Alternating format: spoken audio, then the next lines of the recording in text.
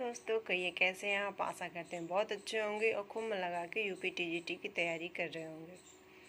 हमने कुछ नोट्स बनाए थे क्योंकि मैं भी यूपी टीजीटी की तैयारी कर रही हूँ, तो मेरा सब्जेक्ट है संस्कृत। तो जो मेरे नोट्स हैं उसमें से मैंने रामचरितम यानी कि उत्तर रामचरितम के कुछ नोट्स आपको दिखाए थे।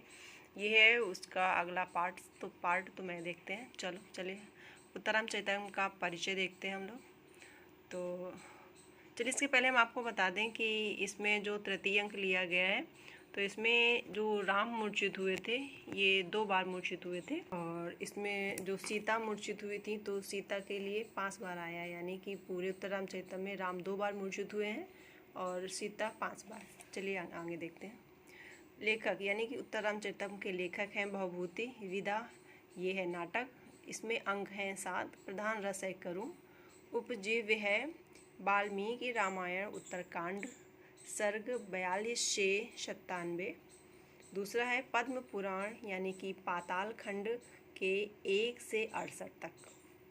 इसकी विशेषताएं क्या हैं देख लेते हैं। नंबर 1, 7वें अंक में गर्भ नाटक की योजना की गई है। दूसरा है प्रथम अंक में चित्रवीथी की योजना है।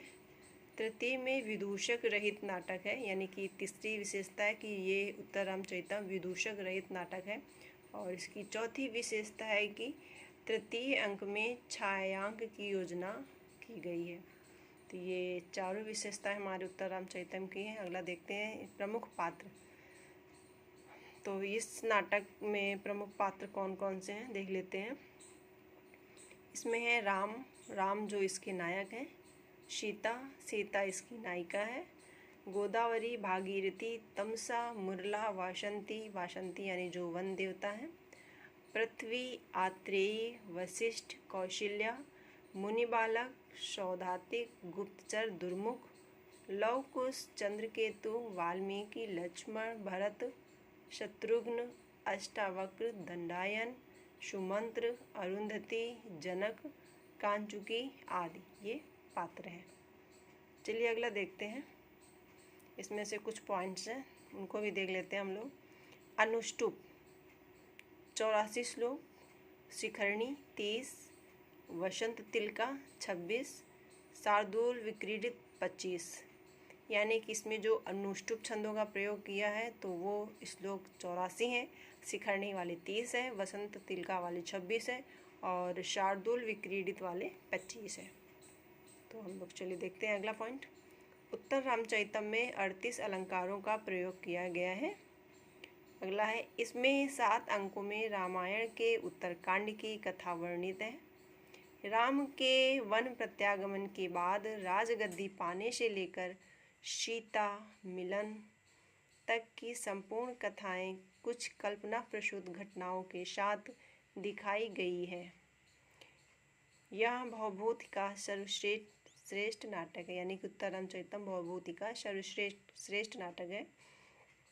अगला है पद्म पुराण में वर्णित राम कथा से उत्तर रामचरितम की कथा का अधिक साम्य है।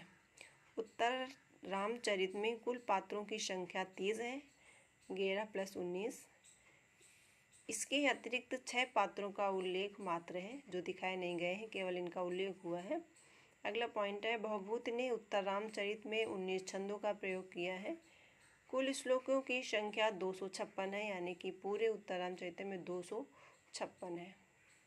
अगला है अनुष्टुप के पश्चात शिखरणी छंद का सर्वाधिक प्रयोग हुआ है।